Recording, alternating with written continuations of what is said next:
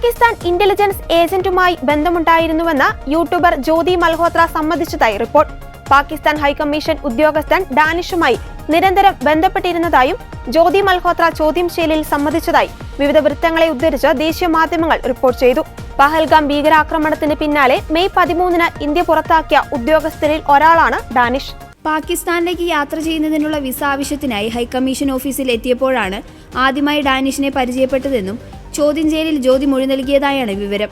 പാകിസ്ഥാൻ സന്ദർശനത്തിനിടെ ഡാനിഷിന്റെ പരിചയക്കാരനായ അലി ഹസനെ പരിചയപ്പെട്ടുവെന്നും അയാൾ വഴിയാണ് താമസവും യാത്രയും തരപ്പെടുത്തിയതെന്നും ജ്യോതി ഉദ്യോഗസ്ഥരോട് പറഞ്ഞതായാണ് വിവരം പുറത്തുവന്നിരിക്കുന്നത്.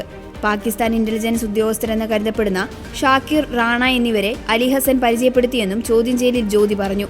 സംശയത്തിനിട വരാതിരിക്കാൻ ഷാക്കിറിന്റെ നമ്പർ വേറെ പേരിലാണ് ജ്യോതി സേവ് ചെയ്തിരുന്നത്.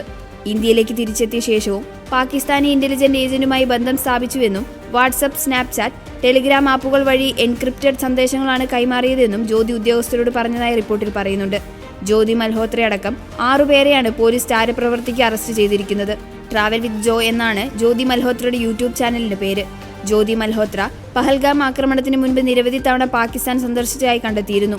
സമൂഹ മാധ്യമങ്ങളിലെ ഇൻഫ്ലുവൻസിനെ ലക്ഷ്യമിടുന്നതിന്റെ ഭാഗമായി പാകിസ്ഥാൻ ഇന്റലിജൻസ് ജ്യോതിയെ റിക്രൂട്ട് ചെയ്യാൻ പദ്ധതിയിട്ടതായും വിവരങ്ങൾ പുറത്തുവന്നു. ജ്യോതി ചൈനയിലടക്കം യാത്ര ചെയ്തത് എന്തിനെന്നതും വരുമാനത്തിന്റെ സ്രോതസ്സും പോലീസിന്റെ അന്വേഷണ പരിധിയിലാണ്.